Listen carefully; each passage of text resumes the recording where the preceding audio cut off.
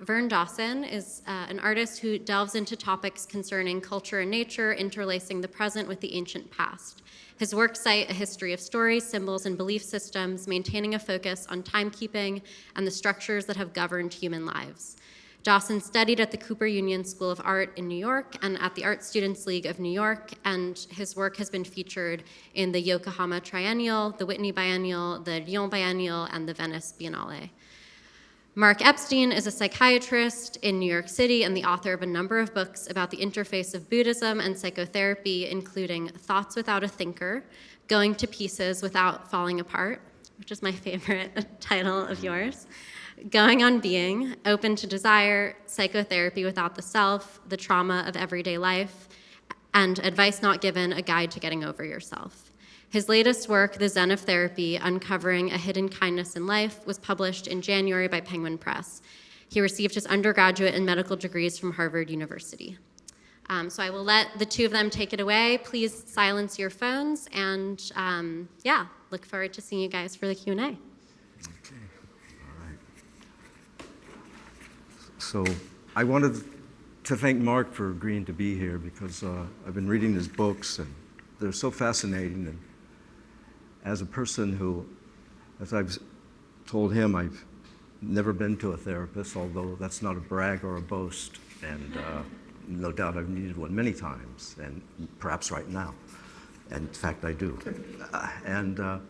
But when I first came to New York, I started working in libraries. Well, I worked in libraries in Alabama as a page in high school.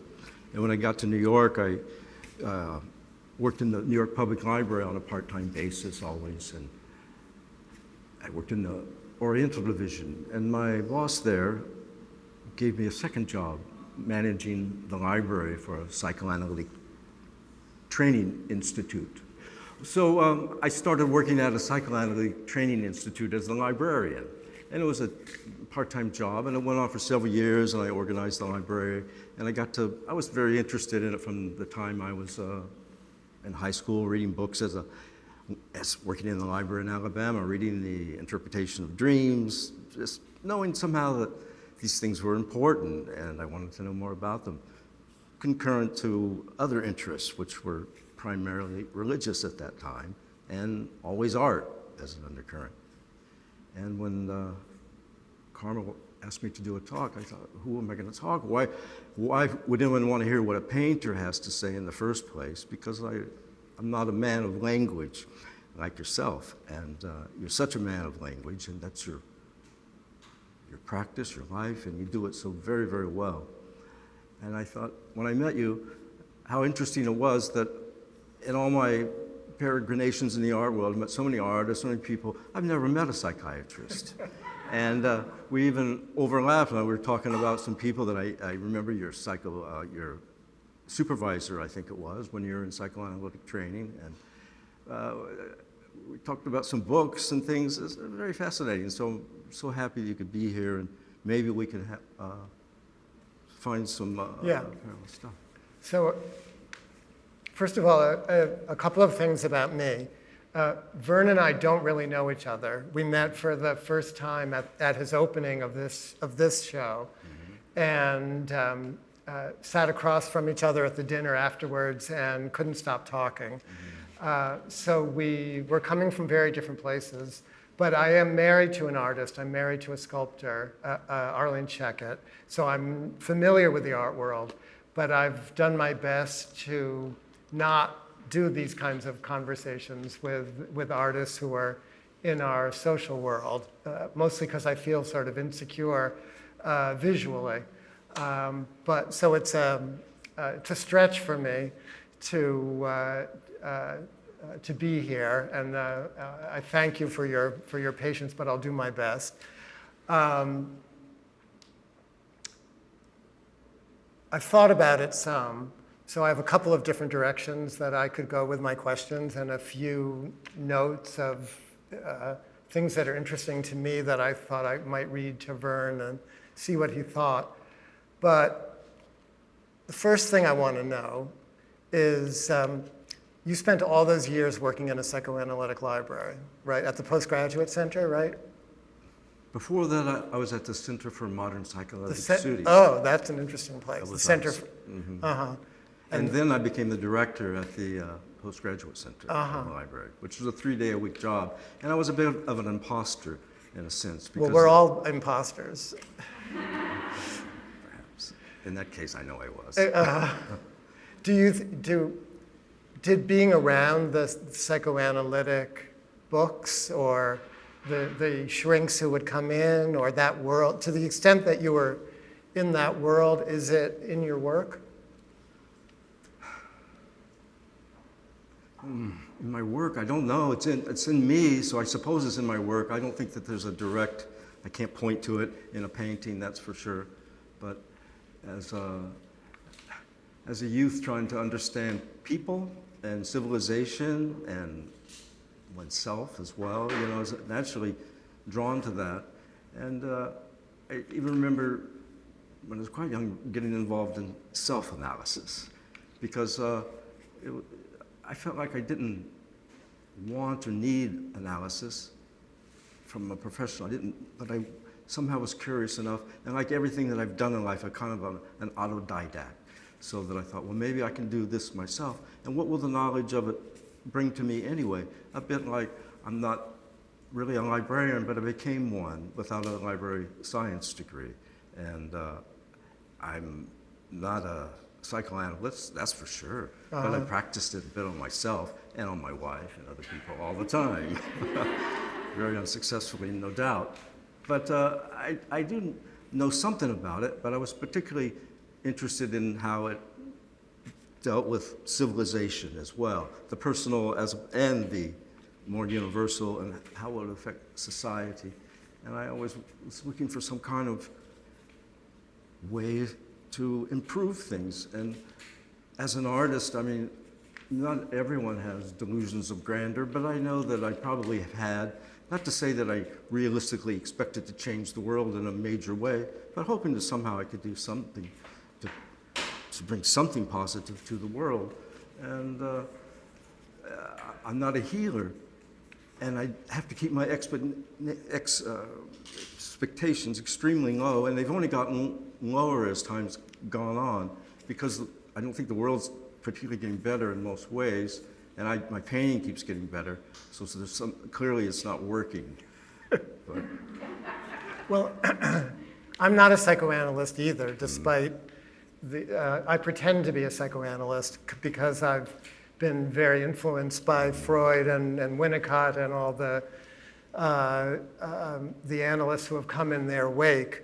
But I started out interested in Buddhism, and it was only by doing my own, you could call it self-analysis in the same way that you're talking, my own exploration of my own mind that I got led into becoming a therapist. And I always feel like I've been making it up in a certain way, despite having had good psychoanalytic teachers and so on. But no one ever really teaches you how to be a therapist. You know, that's, I think, one link with being an artist is that you can have all the training, but when you're in the room, you know, by yourself or with one person, you have to trust what we might call instinct, you know? So I see that in your work, reading about your work and looking at your work, that you've allowed yourself to go in a very individualized direction. And I wonder if that was from being around the psychoanalytic world or if that's what allowed you to be in the psychoanalytic world. I'm sure there's no clear response to that, but. There was a lot of concurrent things happening. I mean, I was always interested in religion and studying comparative religions from the time I was a kid, and I wasn't brought up in a religious household, but I had. Is the Werner von Braun story true? Yeah. Like, does everyone here know this story? Do you mind? No. It gives context. Yeah. Sure. Oh, you want me to tell the story? Tell the story.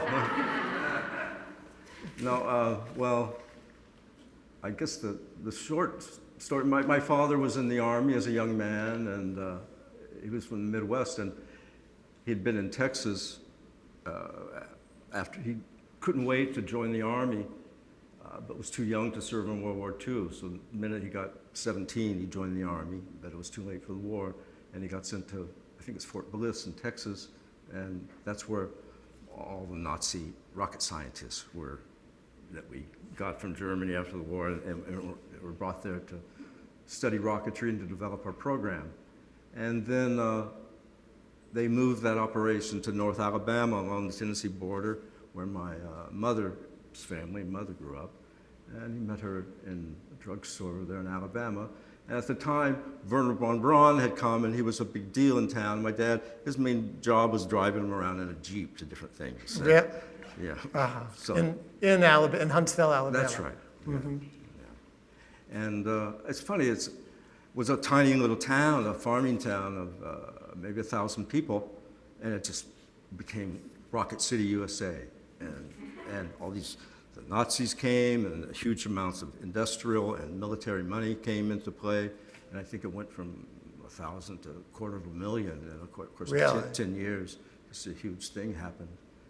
And I remember my uncle, still around, was a master mechanic with motorcycles, and just would build motorcycles from engine blocks and raced them and things, but he had, I think he was a high school dropout, but he got hired by NASA and was there making missiles, and he always felt the sense of rocketry in the future there, let's put it that way. Okay. So I read this autobiographical thing that you wrote. Mm-hmm. For someone who's not been in therapy, it was very introspective in a certain way, where you were talking about this, like Huntsville, Alabama, like the past, like feeling the South and the forgotten, the past, you know, and then also Wernher von Braun and the rockets and NASA, the future, and that you were like holding in a certain way both past and future in, you know, in the present. And this idea that I have seen thrown around about your work, about the archaic future, isn't that the phrase? Like that? Could be. Good, right? So can you talk about that a little bit? Sure, yeah. I guess in my... Because it's very Buddhist, this thing. Indeed. That's something we haven't spoken about in terms of you started, but It's like I mean, the thickness of time, like that sort of idea of the yeah. time not being so linear, but encompassing every. I feel like that, like you have. Yeah, I think that came later. Well, I was really interested in religions and studying different things and praying and trying all different ways to connect or meet things.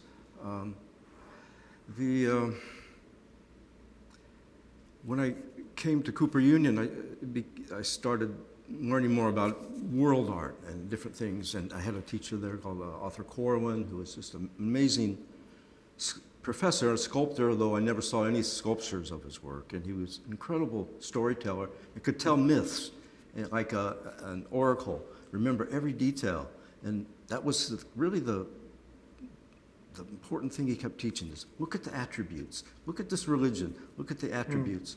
And it always came down to mathematics. It always came down to certain numbers being repeated, certain things being referenced. And it became really apparent to me, and I still believe it to this day, that almost every religion is about keeping track of time. And from the earliest time, and then when I became out of school, I went to Europe. I went to France right away and just started going to the caves in the Dordogne and spending time there and studying them and also counting. And at that time, there was sort of a thing happening, archaeoastronomy, that was an interest of the astronomers and archaeologists, which continues to this day. And now we know how much of prehistoric sites are oriented towards planets and suns and like that. And then you just get into certain numbers, and it may sound like an obsessive compulsive thing, but it isn't. It's really, you see them, you know, like why is the number 13? What is the significance? And then you see, oh, there it is. What is the story of Saturn, and why is it the same story as Jesus, and why is it the same time? And you see these kind of figures, and you understand, and at least I feel like I do, that so much of this is about the story of the movement of planets and keeping track of time, because that was maybe the most important thing civilization had to learn in order to get to some kind of organized state. And as that became more apparent, I just started seeing it in everything from contemporary advertising. You could see it referenced, and I was wondering from my psychological interest too, was there a collective self-conscious? Was there numbers that are imprinted in us based on astronomy, based on ancient methods of telling time? Even today, I feel very compelled, very convinced, I should say, that that's the case. And when I think about so many religions, I think, gosh, this is like a great unifying aspect of all religions. If you bring them together, you have to make some distinctions between the southern hemisphere and the northern hemisphere because of the different skies people experience. But it's so important, and it tells about time that is a very big time.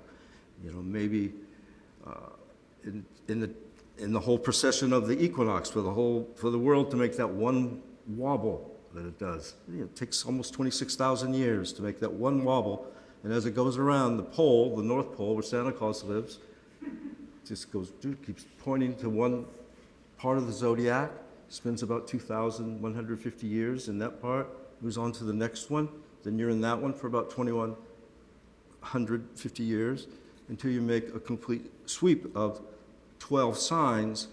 But each of these come up to what's the one wobble of the earth, which is the great precession or the great year. And the idea that people were so aware of the sky and the planets and the kind of science and math in order to do that, which I just can't see that's in dispute anymore. It's just phenomenal. And yet, it seems like it's not common knowledge. And it should be something that unites us, because when you see that happening, you're all one at that point. When you know, and when you look at the story of the Epic of Gilgamesh of Iran and Enkidu, it's the same story as St. John and Jesus is 2,000 years before, but it's a story about the orbit of Saturn around the sun. There's just no doubt about it.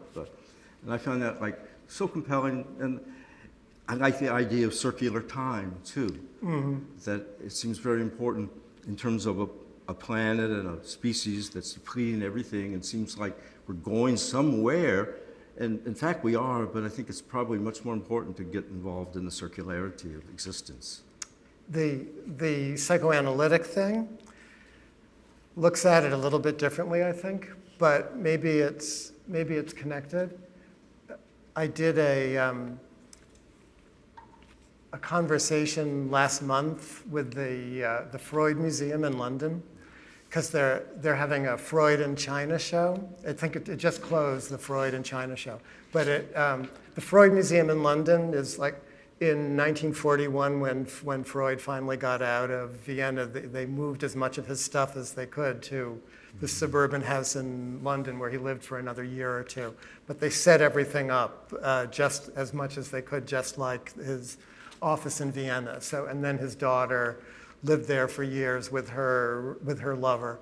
And now it's a museum, and they invite artists to come and put on shows. And you would be great there. But they have a Freud in China show, because in the last couple of years of his life, when he had moved to London, he started collecting not just ancient Egyptian artifacts, which is what he was known for, but Chinese artifacts. Mm-hmm. So we had all this Buddhist stuff sitting on his desk in front of him and next to the patients. And he had a little jade gate on his desk that he would stare at every morning. So they wanted me to talk about Buddhism and psychoanalysis to give context to the Freud in China show. But the best story that I heard, he had a Taoist, a statue of a Taoist sage, like a wooden statue of an old man, sort of bent, a timekeeper sort of thing, next to his desk chair. And his housekeeper reported that every morning when he came in to begin work, he would bow to the Taoist sage and then sit to begin his work. But his whole thing about the unconscious was that in the unconscious was preserved the archaic remnants of the past. And I brought one good quote from him to read to you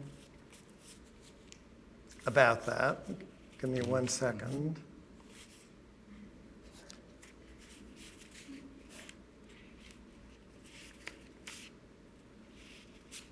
Here it is.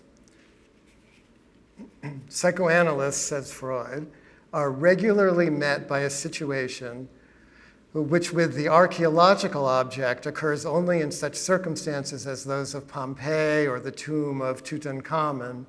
All of the essentials are preserved.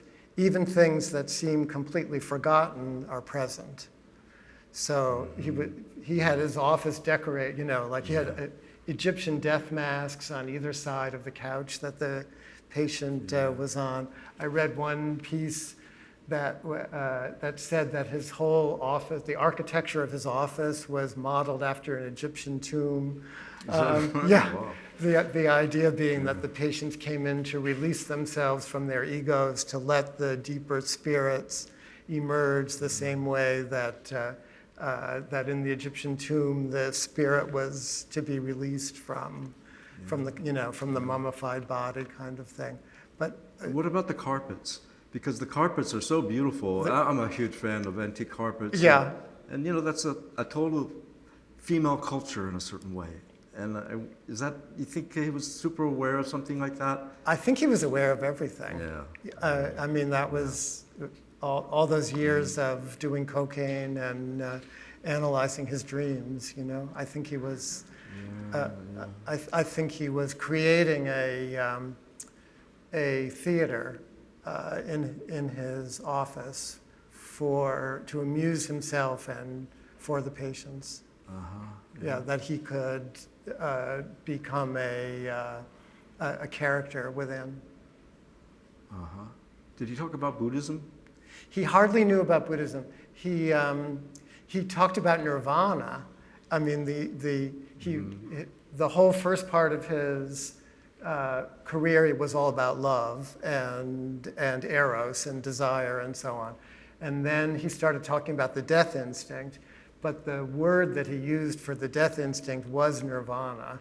So he talked about how there was, buried within each of us the wish to relinquish control, which you could look at as, specifically as death, or more metaphorically, I think it comes close to actually what is talked about in Buddhism, that the ego or the self or the idea of, trying to control as much as we can is a constraint that we also yearn to be released from, but we don't really know how, except by getting drunk or doing drugs or hoping that psychedelics or ketamine or meditation will do it for us, or creative work. Sometimes that actually comes closest to providing that kind of experience. But I think all that is part of the death instinct. I mean, if you read it from far enough away. There were the first German, archaeologists and anthropologists and philosophers, where they were starting to translate Buddhist texts in Freud's day. And he was exposed to them. But he had one kind of deep correspondence with Romain Rolland, a French poet who was a follower of Vivekananda and Ramakrishna. And that's where this whole notion of the oceanic experience and meditation as a return to infantile narcissism, that was Freud's analysis, which wasn't totally wrong. But so he was just beginning to get familiar. And that's why this Freud in China show was interesting, because at the very end of his life, he was starting to accumulate the objects. And he had one statue of Kuan Yin that was right behind him. And I think he could have gone in that direction. I wish I had been informed about Buddhism when I was a kid and reading all these books on comparative religions, but I was really looking for religion. Yeah. I wasn't looking for You were drawn to it, though, right? Very much. I was very interested. I mean, my family, like I said, wasn't religious, and it was kind of a Baptist community that Yeah. I grew up.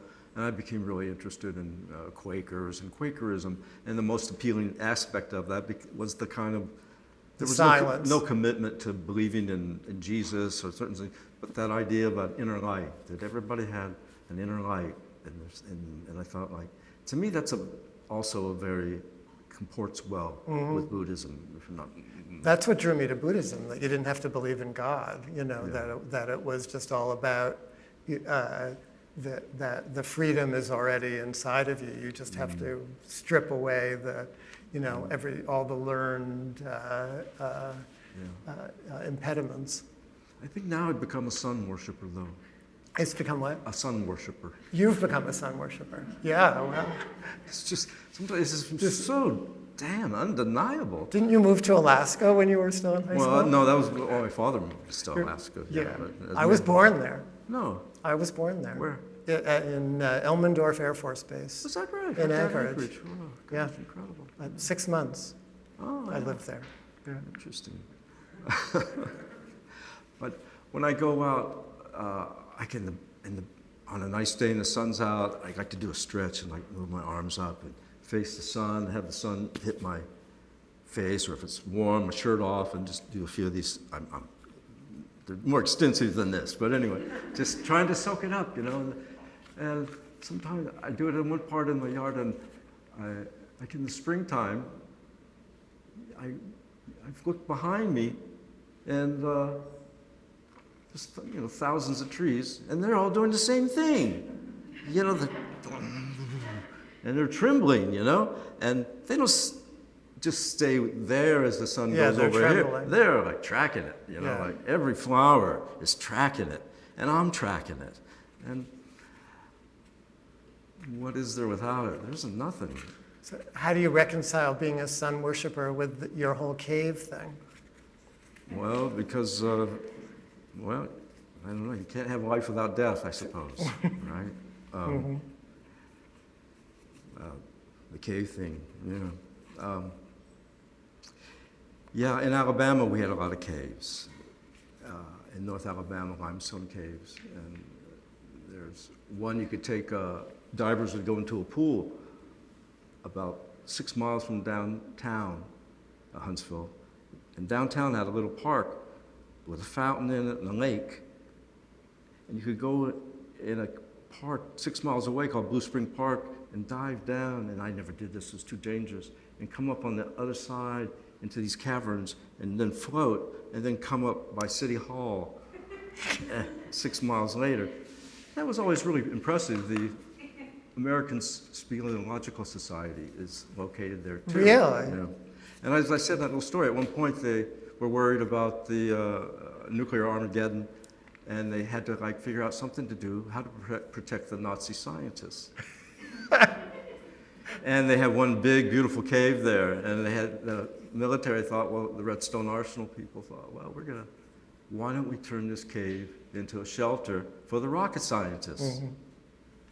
Well, that didn't go over too well with the people of Huntsville, because they were kind of ambivalent about the Nazis being there in the first place, even though now they might be more welcoming. Yeah. Yeah, when I was 16, the first thing I did is, when I had my driver's license, is I'd been corresponding with some Quakers because there was none around. And I would get missives from Philadelphia, from the Society of Friends and things.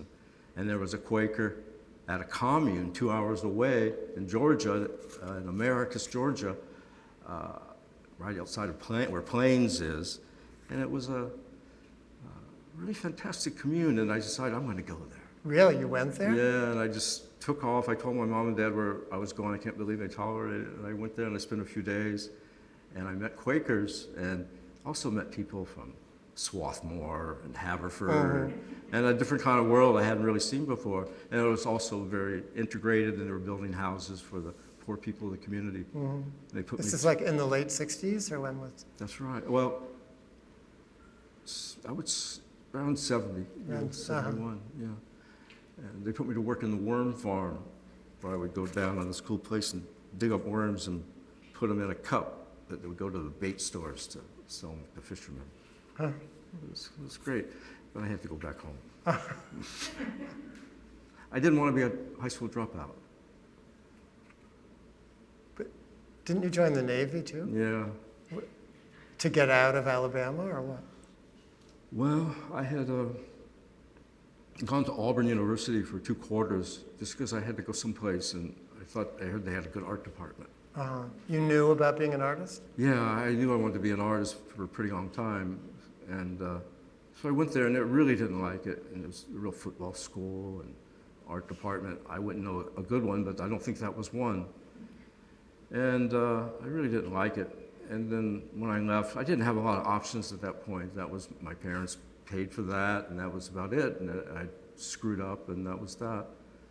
So I just kind of goofed around, and my friend and I went to a job interview as cabinet makers in another town. We knew someone had a little factory there, and we were going to get jobs as cabinet makers.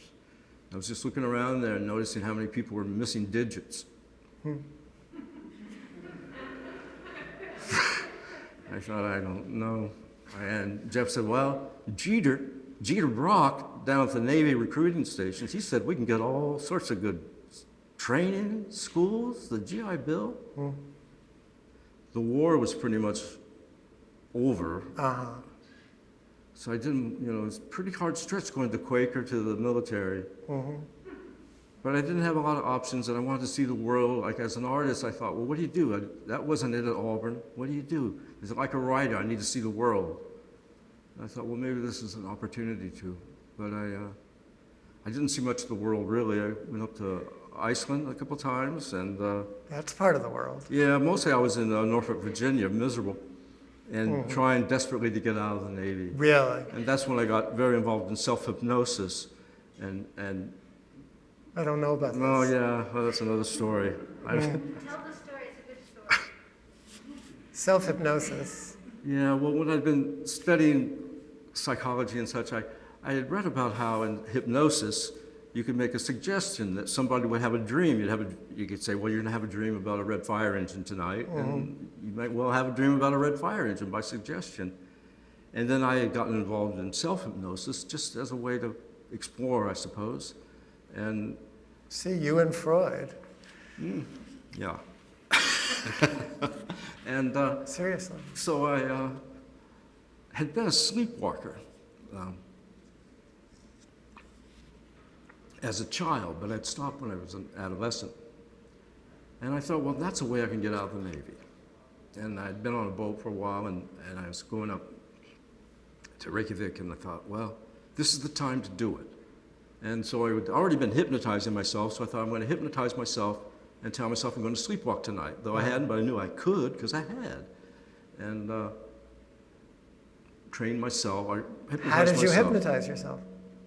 It was, the funny thing is, often going in a cave, a grotto, in a boat, and floating in deeper and deeper, Yeah. and getting into this thing, and then kind of talk to oneself in a certain way.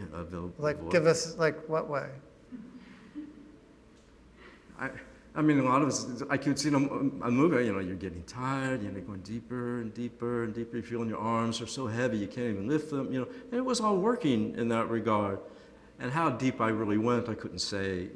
Now, probably not so much, I don't know, but I then would say tonight, around midnight, I knew the night watch, you're going to go down the starboard side and then back on port and come back and go to bed.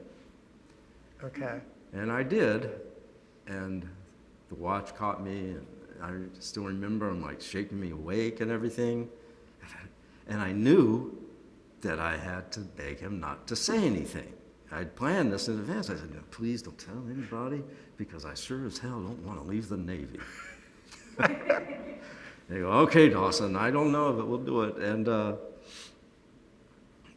then I did it again, like 3 nights later. Really? And you were actually sleeping? You were actually sleepwalking? Yeah. It was a pretty rude awakening, but within a minute I was feeling, maybe this is going to work. And I had to do it 3 times, and then the 3rd time he said, Dawson, I'm going to have to turn you in. You're going to walk off the boat or something like this. We can't have you on the boat. And I said, oh man, please don't. I had worked in a disciplinary office there where I counseled people who had gone AWOL. Uh-huh. And I knew the first thing, if you wanted to get out of the Navy, you had to be manifestly loving the Navy and never, ever want to leave. Uh-huh. Whereas if you wanted to leave, no way would they let you out. Uh-huh. So after 11 months, I went to Captain's Mast, and he said, Dawson, I don't think you can be in here anymore. And I begged him to let me stay. No. Wow. Wouldn't allow it. And I got a honorable discharge. Wow. And I got a GI Bill, 11 months, and that got me to New York and the Art Students League where I went to there, and they Really? made enough money to pay my rent. And so that's, thank you, Uncle Sam, I guess. Wow. That's a good story. That's a real story. Is it like meditation? Self-hypnosis? Oh, I think most shrinks these days don't believe that hypnosis, is a discrete state of consciousness. So I think most people believe that it is just a kind of meditation, or meditation is a kind of self-hypnosis. But Freud developed the psychoanalytic method, evenly suspended attention and free association, out of hypnosis. Hypnosis was the big thing in Paris, where he studied. You know all this with Charcot. So Freud taught himself, using what he had learned about hypnosis, taught himself to observe his own both waking and sleeping mind. His interpretation of dreams came right out of that.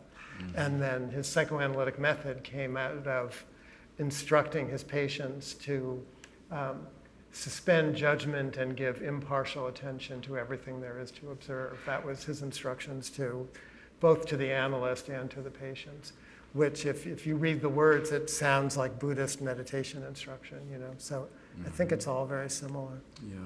Have you used it beyond getting out of the Navy, or did it? Yes. Yeah. I haven't in a long time, though. Uh-huh. Not to say I wouldn't tomorrow, though. It's a good idea. It is a good idea. It is. But, I also had an incident when I was quite young that I don't remember, that everyone always told me about. And when I discovered psychology, I thought, well, this must be a factor, becoming a painter. Yeah. And that was when I was like 2 years old. I have a sister a year and a half older than me. Mm-hmm. Well, my mom was doing something and left us with my father. And Can you guys hear? Speak a little louder. my mom was somewhere doing something that day and left my sister and I with my father. And we got into my dirty diaper. And I filled up a Coke bottle with my poop. Mm-hmm. Tell us about this first. Yes, and then we thought that would be my sister and I thought it'd be a great idea to paint the walls with it. Oh, really? And I don't know what my father was doing, maybe falling asleep in a chair, something like that. Mm-hmm. And we finger painted, I suppose it was a pretty low-level exhibition. And then my father walked in, and I guess he was pretty upset. And I always thought that, I don't remember that story, and it's because I've only been told it so many times, and I thought, well, I guess that's why I became a painter. It's like the way to get back at my dad, and it was always a struggle. It was self-expression from the beginning. It got a reaction. Yeah. That's for sure. No, you and your sister, come on. Yeah, and my father got I suppose maybe it's a screen memory of something much, much worse that happened right after. You don't remember your father being upset? I don't remember. I don't think that's the key thing. No. So anyway, I told that story once to an Italian art dealer when I was quite young, and it was a great opportunity. She came to my studio, and I really wanted to show there.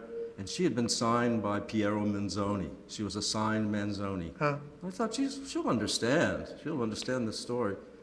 And she laughed, and my wife heard later, she was appalled. I said, don't keep me away from that guy. He told me the most horrible story about this. And I thought, oh, well, I shouldn't share that. I shouldn't have shared it tonight. Sorry.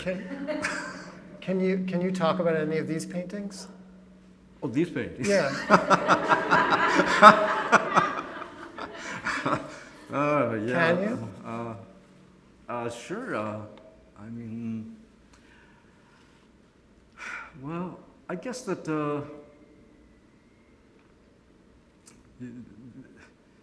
these are kind of the future. I have a hard time representing the present. I tend to represent the past and the future, not so much the present, though in the next room it might be more so.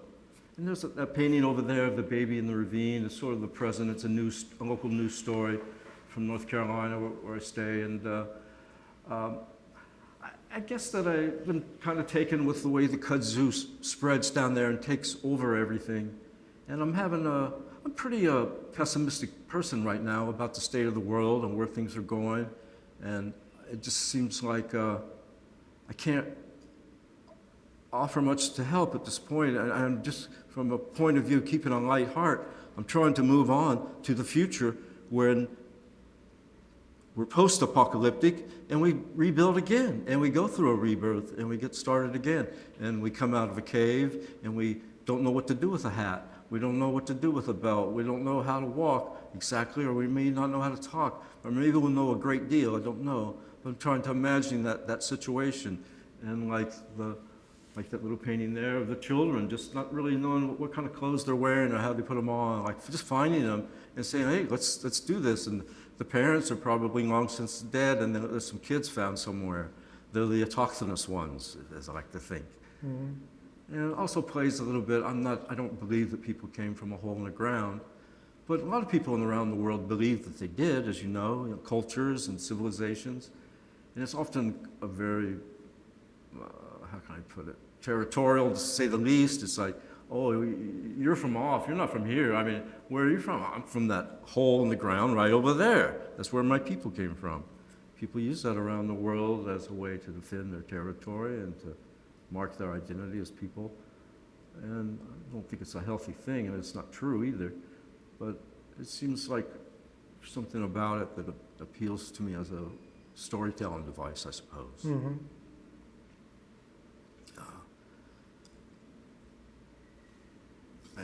In the back room, there's lots of caves, and I painted caves in France, but it was kind of about the art in caves and the mathematics in caves of people keeping track of time. But this isn't about that. And when people were visiting my studio in the past year or so and would see them, they would always want to know about really going into caves. And after being in them over many times in my life, I wanted to have one of my own to paint in. I thought that would be just a great thing to do. And if you're that pessimistic, you might as well leave something behind in a hidden place that maybe somebody will find one day. And there was one that became available near where I live, like a mile, and I hadn't been in it. And I got a friend who had, as a boy, to take me there. And that was maybe 3 years ago, I guess. And Joseph took me to the entrance, and it was super small, like, wow, you had to go in.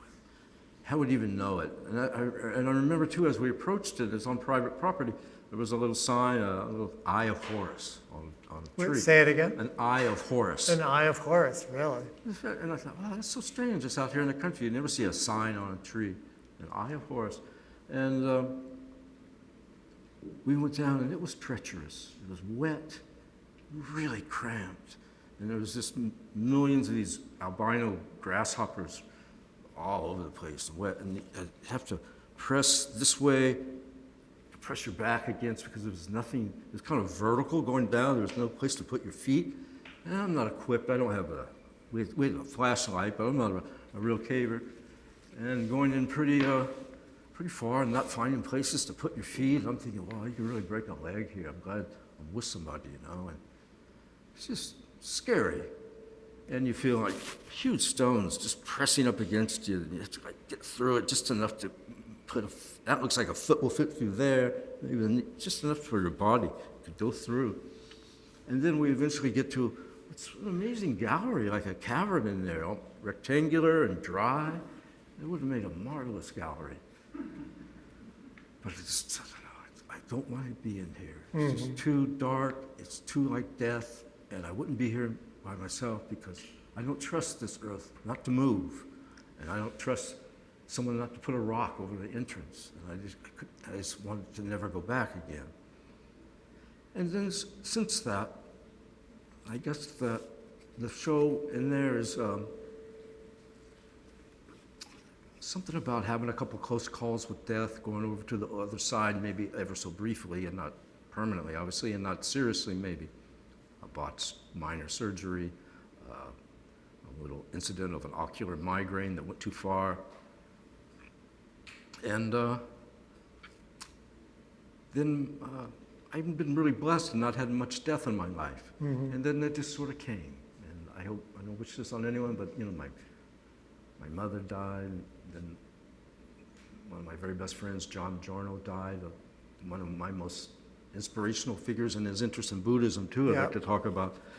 And then my father died, and then my friend my closest loves with a section of my life, my wife, gone all in the course of a year, So I had been thinking a lot about that, and then the cave just became much more of a metaphor of that, and like going into the entrance. I felt that, I think. But did I tell you my story about talking to my father before he died? He died of a brain tumor, my father, about 12 years ago now.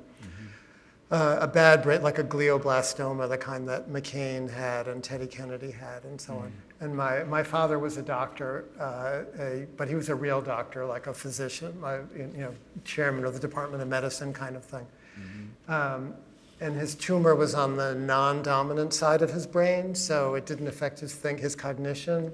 So he knew he was working up until he was driving home the same 20-minute route from the hospital to his house that he'd always taken, and he got lost coming home because the tumor was on the part of the brain that's about balance and direction. So that's when he knew that he had something. And by the time they found it, it had already spread, so it was inoperable. And I realized I had never had a conversation with him about anything spiritual, about my Buddhist interest or anything, because he was, we would this call is him in your book about... I wrote about it yes. in the trauma book. But so he was like a scientific materialist, didn't believe there's anything afterwards. But I was suddenly like worried that I had, out of my own reluctance to talk to my father about what I was really interested in, that I might be depriving him, if there was really anything to it, of what might be helpful, because now he knew he was going to die. So I called him from my office and tried to have I said, we've never talked about this, but are you, might you be interested? And he's like, of course, darling, tell me what you want to tell me. So I said, I didn't want to use any jargony language, so I had to, try to find in everyday words what I have come to believe. So I said something like, that feeling that you have inside about yourself, where when you're 20 years old or 40 or 60 or 80, you still inside feel like you're the same person. But if you try to zero in with your mind, like, what is that feeling? It's a kind of invisible feeling and yet you know that you're you, if that makes any sense. Is there a word for that? Is there a word for it? Maybe your Buddha nature.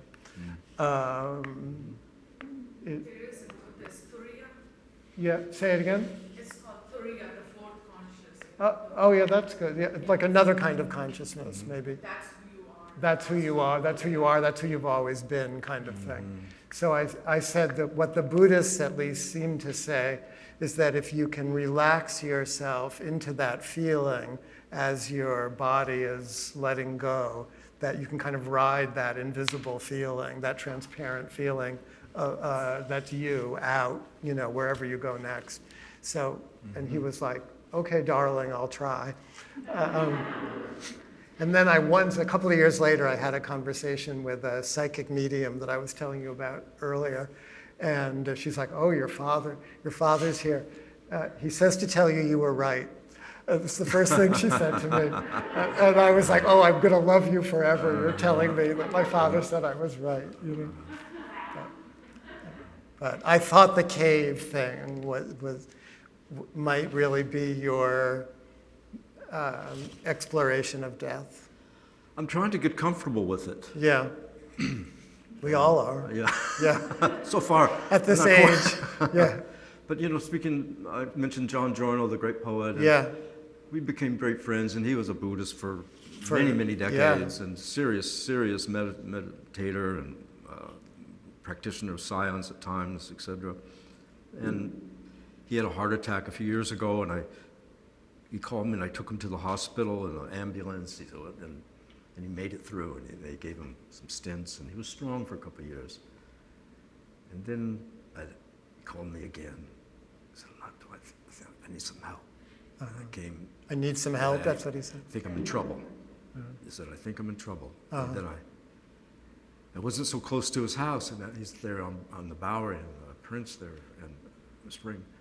And I just started running from our place, and I didn't make it on time. And the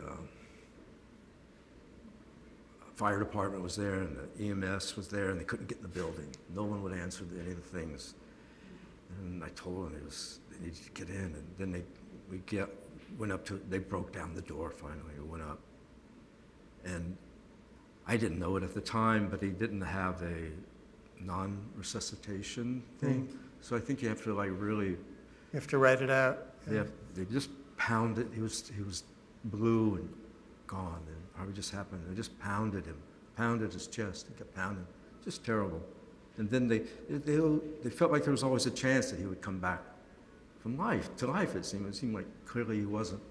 But he was always saying, I can't wait to die. I'm so looking forward to it. And I just always said, Ron, they'll say that, And then I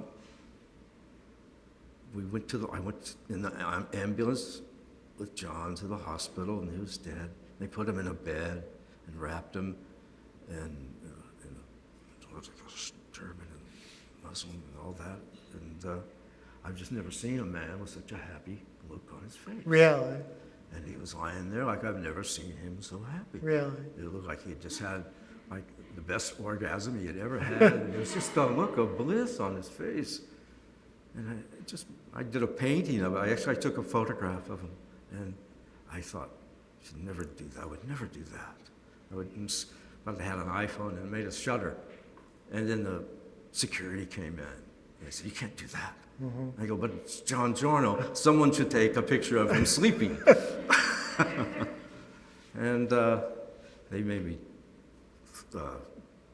delete the photo. Really? Right there. I said, okay. But you made the painting? Yeah, so then I just sat there for a while and studied, and then I made a painting over the past 3 years. I hope to show one day. Wow, I want to see. But it was about, I wanted to make the painting because I had just never seen anybody in such bliss in my whole life. And I thought, wow, what is that? What is that? Self-hypnosis. Maybe. It really works. Yeah. Yeah. But, we're living in such a traumatic time. Everyone's traumatized collectively by the time we're living in. You must see that in your practice, too. And it's a very different experience than a personal, or is it? People have been traumatized by existence even before this pandemic. Yeah. Yeah. It's a more universal. It's more like everyone's traumatized by the same thing now. So it's actually a much more communal, psychic environment. That's the sort of interesting thing about it.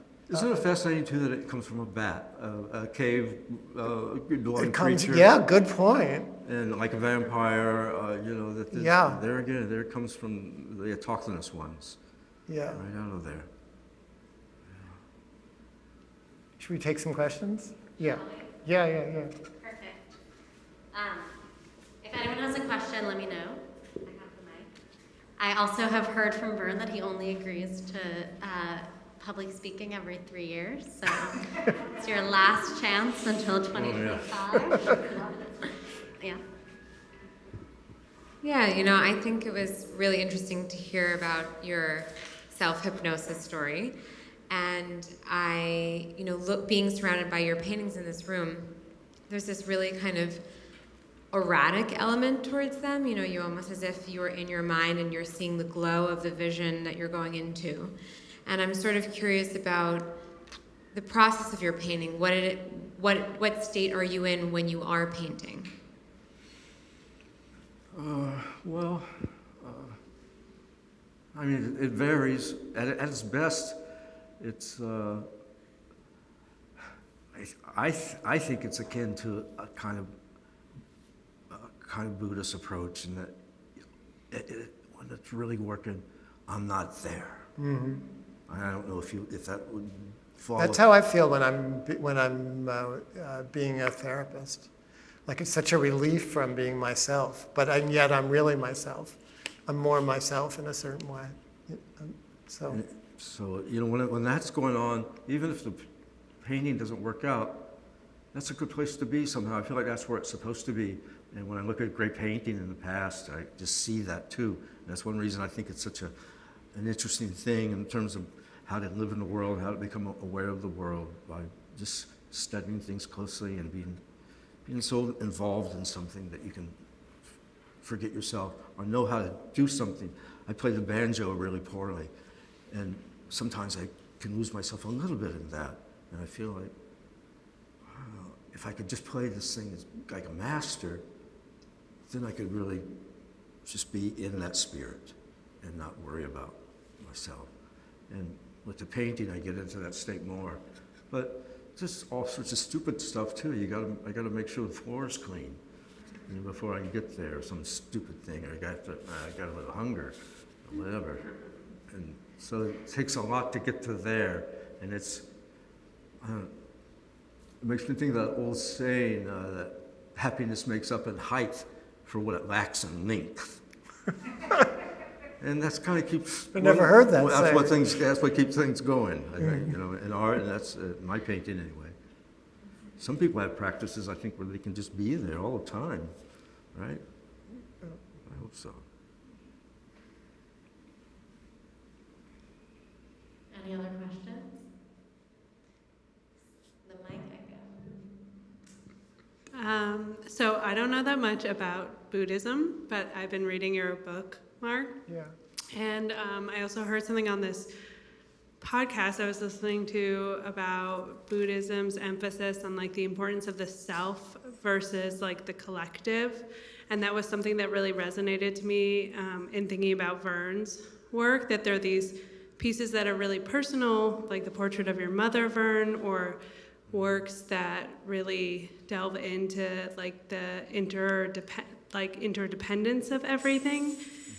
And I was wondering if you could both talk a little bit about, I don't know, like how those concepts are approached for you, Mark, like from a Buddhist standpoint, and Verne, maybe how you balance the approach of those two themes in your work. Well, the Buddhist thing, the main Buddhist teaching, when you really get deep into it, is this idea of the emptiness of self, or non-self, or no ego, that kind of, and that idea is people always misunderstand it. I'm not sure that I totally understand it, but the way I've come to understand it is that from the Buddhist psychological perspective, we all take our individual selves too seriously. Like we impute a kind of object-likeness to ourselves that doesn't necessarily exist, but because we grow up in this body, being taught, early on, like that we are a separate person, we try to make that true, kind of instinctively, and the Buddhist meditation is meant, once you get past the beginning, kind of how to calm your mind and so on, it's meant to unpack all of the identifications that keep us closed off, believing that we're more separate than we actually are. The idea being that we don't really know what we are, but we're all here together. Like the way Verne was talking before about lying in the sun and noticing the trees, you know, all flickering, that everything is sort of vibrating, us included, and we're not separate from that, really. One of my minor meditation, you know, like positive meditation experiences I had while on a silent retreat. I was out walking on this like old country road that's near the retreat center, and this phrase from something I had been reading, some Buddhist thing I'd been reading, that was no self apart from the world. So it's not like people misunderstand no self as being the self is just a void and there's nothing there. But the Buddhist word for emptiness is shunyata, which actually is the void of a pregnant womb. That's the root of the word. It's like the swelling of a seed. So it's not an empty womb, it's a pregnant womb. You know. So I had this phrase, no self apart from the world, as I was walking through this, you know, natural, like sort of like the paintings, and realizing that my sense organs were wired to the trees and the sky and the birds, and you know, that I actually was one with my surround. You know, it wasn't an intellectual thought. It was briefly a self-hypnotic thought, you know, feeling that every once in a while can return. So that's the interpenetration, you know, or the interbeing, which is Thich Nhat Hanh's version, or this idea of interdependence, comes from the beginning to relinquish the idea of the separate self as the primary driving force, you know. And in the Tibetan Buddhist version of the highest yoga tantras, they compare the top 4 stages of realization to the feeling of falling in love. So they give them nicknames. So it's like looking, smiling, embracing, and orgasm. So the highest meditative state is, like, again, as Verne was talking about death, you know, John Giorno and death, that from in the most esoteric Buddhist tantras, the descriptions of, you know, the dying process and so on, that's what they compare death to, actually, is to orgasm. So if you surrender the fear and go towards the feeling, they say, the experience is an ecstatic one. So It seems to me the most profound similarity between the two endeavors that you practice. It's that element of empathy. It seems so utterly key to both, and how can you be a good shrink and not have a huge amount of that? That's what it's. Well, the empathy comes out of the conversation. It's not like the therapist has empathy that they're deploying. It's like the therapist is willing to partake of the dialogue, you know, and then empathy is the natural. It's a reverberating thing that happens between two people in love, you know. Yeah. I mean, I don't have any of my portraits in the show, but I do portraits, and I'm going to have a show sometime of the ones I've accumulated over the years. And I don't use photographs or anything. Then sometimes they have a lot of sittings. There again, John sat for me alive for 12 years, and I think he was the best model they ever had, because he would. You know, most people are antsy. Some people just their skin's crawling and they can't wait to get out of there. And we would go for like 3 hours, 4 hours. He goes, no, I can go a couple more. And then I say, okay. And I wasn't quite finished, and I say, do you mind sitting again? No, great, I'll come over and sit. And it's like, wow, no one ever does that. He just loved to sit. But he was breathing and meditating that whole time when we were doing that. And he was the best model ever. But I guess my point was about empathy. That's where I find it in painting, particularly, is in the portraiture, because I have to sit and really look at people. And there again, I want to lose myself. I don't want it to be about me. I want it to be about every shape, every That's tone. interesting. My wife talks about that in terms of sculpture, that she always uses this phrase like it's body to body, like the sculpture, she starts making a clay version of something, and it takes a long time because the clay it's wet, and so she has to leave it and then come back, and it starts to talk to her, and she's talking to it. But it's interesting to hear about it with painting. Yeah. I mean, with paintings that are from the imagination, it's really different from observational work and drawing. Yeah. I find like that's a real different thing. I don't know there's empathy in the painting from the mind. It's really if I'm drawing something from life or painting something from life, that's where it seems like it kicks in that way. Mm-hmm. And Yeah, that painting is a different thing. Maybe it's just because it's not a person object. It's but you're still dealing with like once it comes out of your mind and into the canvas, then you're back and forth with it. with the materials, Or the imagery. the imagery. No? No. No, I I'll don't know. have to think about I don't that. know at all. I don't know either. It seems like such a human term, empathy. I find it hard to apply it, Oh. but I see what you're saying. Mm. Curiosity too. Yeah, well, Yeah.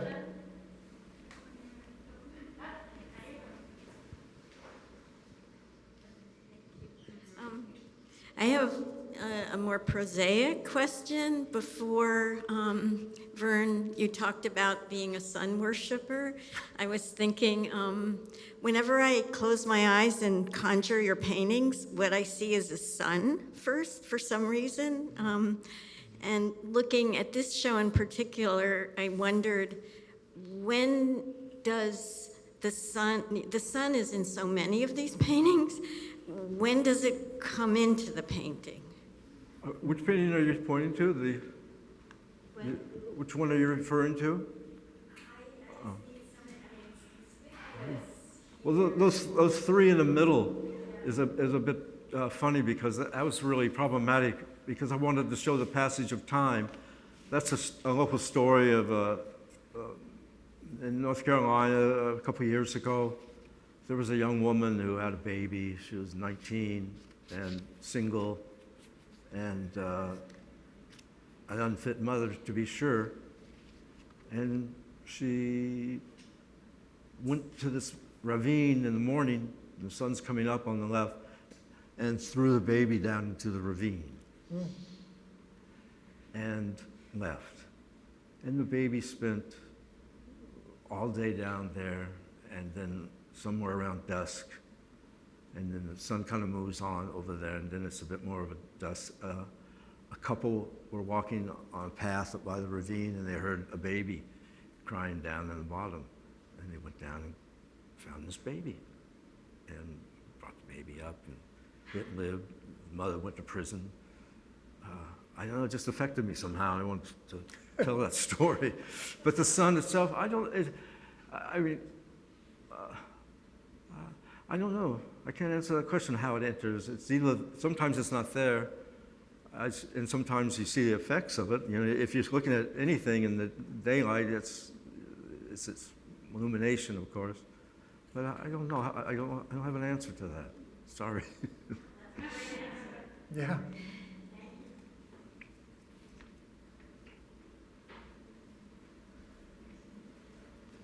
Well, thank you all so much for coming.